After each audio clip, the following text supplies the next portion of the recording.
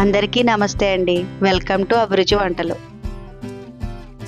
Non veg అంటే ఇష్టపడేవారు ఈ విధంగా మసాలాను ప్రిపేర్ చేసుకుని ఫిష్ ఫ్రై చేసుకుంటే ఫిష్ ఫ్రై చాలా టేస్టీగా ఉంటుందండి. ఈరోజు మనం మీడియం సైజ్ ఉన్న ఫిష్ని ముక్కలుగా కట్ చేయకుండా ఫ్రై చేసుకుందాం. మా ఛానల్ ఫస్ట్ టైం చూస్తున్నట్లయితే సబ్స్క్రైబ్ చేసుకోండి. ఫిష్ మార్కెట్లో తక్కువ ధరకే లభించే గొరసలతో ఈరోజు మనం ఫ్రై చేసుకుందామండి.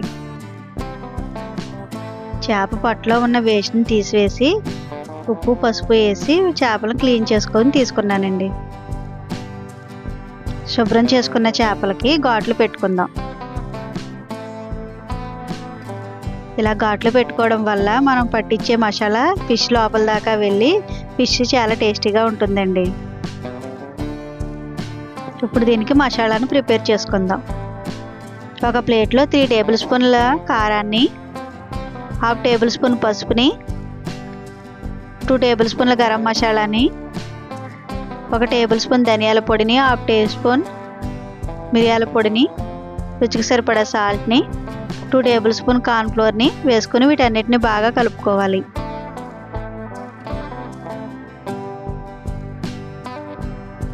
వేసుకున్న ఇంగ్రీడియంట్స్ అన్నీ బాగా కలుపుకున్న తర్వాత ఇందులో ఆపుచెక్క నిమ్మరసాన్ని పిండుకొని కలుపుకోవాలి.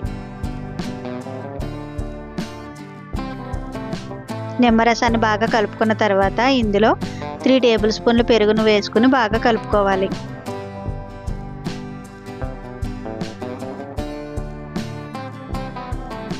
ఇందులో పెరుగు తీసుకోవడం మీకు ఇష్టం లేకపోతే పెరుగు ప్లేస్లో ఆయిల్నైనా వేసుకోవచ్చండి.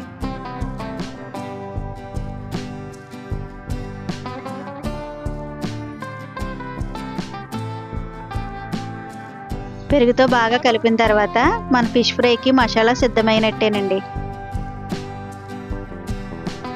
ఇలా ప్రిపేర్ చేసుకున్న మసాలా పేస్ట్ని చేప ముక్కలకు బాగా అద్దించుకోవాలి. తీసుకున్న చేపలకి వీడియోలో చూపించిన విధంగా పూర్తిగా మసాలా పట్టేటట్టు మసాలాను బాగా అద్దించుకోవాలండి.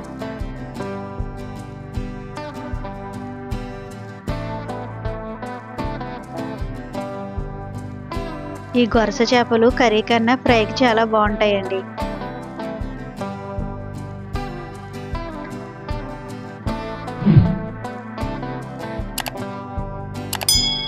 ఇలా అన్ని చేపలకి మసాలాని అద్దించిన తర్వాత వీటిని కనీసం ఒక 20 నిమిషాల పాటు పక్కన పెట్టుకోవాలండి. మీకు టైం ఉంటే ఓవర్ నైట్ ఫ్రిడ్జ్లో పెట్టుకుని నెక్స్ట్ డే కూడా వీటిని ఫ్రై చేసుకోవచ్చు.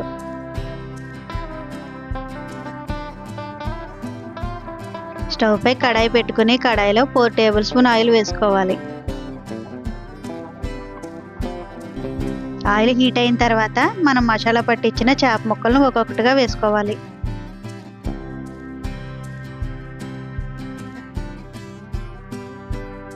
ఫ్లేమ్ సిమ్లో పెట్టుకుని 5 నిమిషాల పాటు ఈ ఫిష్ని ఫ్రై చేసుకోవాలి. ఫిష్ ఫ్రై చేసేటప్పుడు ఆయిల్ని చూసుకుని వేసుకోవాలండి. అది మరలా యూజ్ చేయడానికి బాగోదు.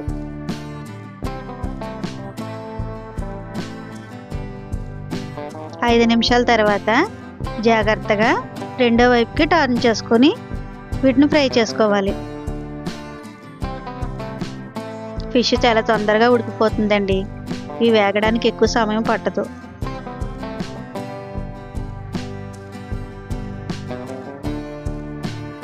రెండో వైపు టర్న్ చేసిన తర్వాత 5 నిమిషాల పాటు వీటిని కదపకుండా అలా ఉంచి ఫ్రై చేసుకోవాలి.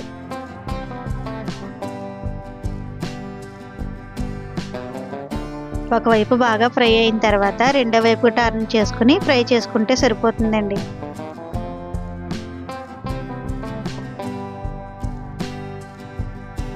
చేపలు ఎక్కువ తినడం వల్ల పిల్లల్లో జ్ఞాపకశక్తి పెరుగుతుందండి.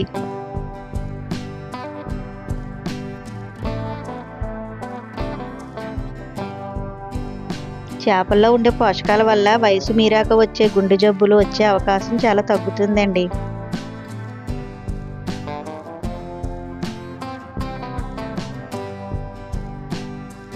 ఇన్ని ఉపయోగాలు ఉన్నాయి ఈ చేపల్ని. పిల్లలు ఇష్టపడే రీతిలో ఇలా ఫ్రై చేసుకుంటే బాగుంటుంది కదండి.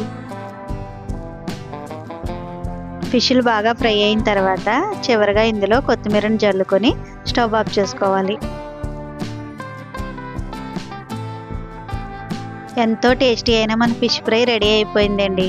దీన్ని చారు, పప్పు చారులోకి సైడ్ డిష్గా చాలా బాగుంటుంది.